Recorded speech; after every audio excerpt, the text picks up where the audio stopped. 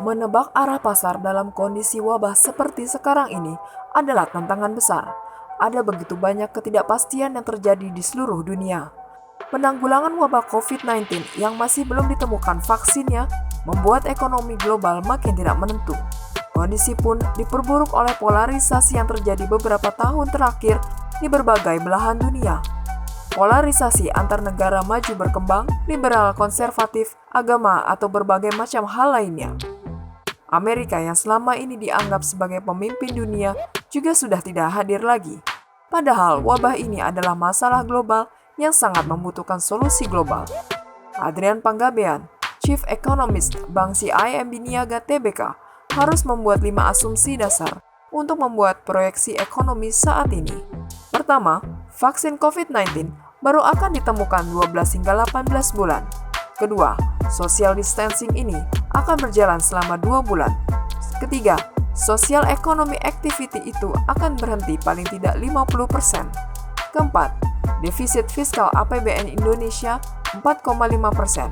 Dan terakhir, harga minyak Brent 40 US dollar per barel. Jadi kalau dilihat estimasi saya itu sebetulnya berdasarkan asumsi yang moderat ke arah optimis loh. Ya saya lihat aja konsensus forecast yang paling bearish ini JP Morgan kalau nggak salah -1 tuh. Kemudian yang kedua IMF kan 0,5%, Fitch 1,9, S&P 1,8, Moody's 3, HDB 2,5, World Bank 2,1, pemerintah Indonesia BI 2,3, APBN 2,3, iya kan? Saya 1,8 rata-ratanya, 1,75. Sementara forecast saya 1,8. Jadi saya sebetulnya sitting right in the middle sih. Saya moderately optimistic malah sebetulnya. Tapi yang menarik adalah saya tidak mencoba melakukan forecast dengan gaya regresi atau black box ekonometri yang lazim digunakan.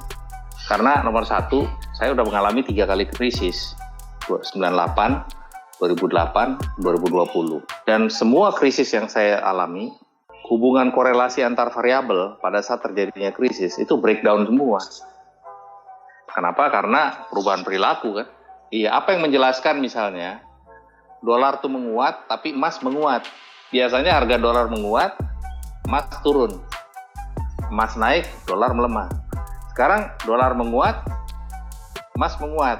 Why? Nggak tahu saya. Jadi artinya hubungan antara variabel itu udah breakdown sekarang.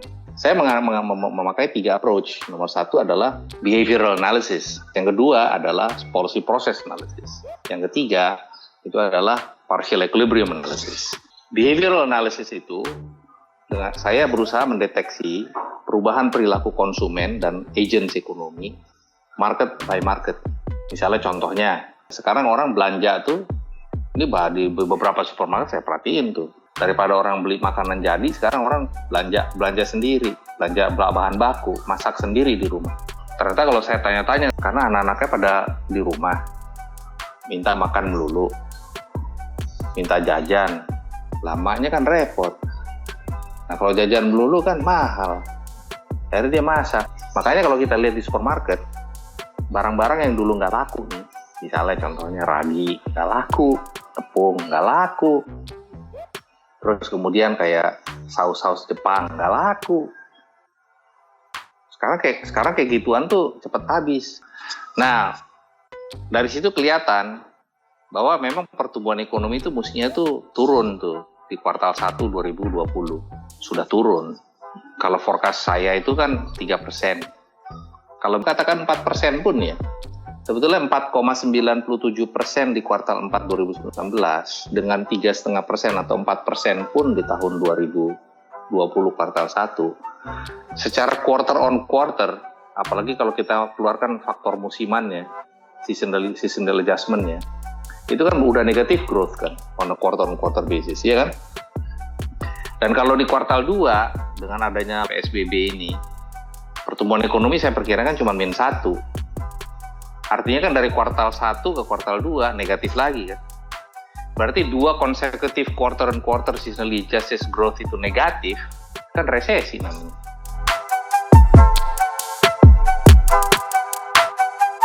Sebetulnya dengan keadaan seperti ini, pasar saham itu dalam 6-9 bulan ke depan tuh kayak apa sih? Ya kalau misalnya pertumbuhan ekonomi cuma 1,8, inflasi cuma 2,7, ya berarti EPS growth-nya nggak ada dong. Nomor 2, risk perception. Ini persepsi tambah besar, risiko tambah besar, ya berarti ya nggak akan naik dong. Yang ketiga, liquidity. Sekarang liquidity 50% di pasar stock market itu kan adalah dari asing. Asing keluar terus.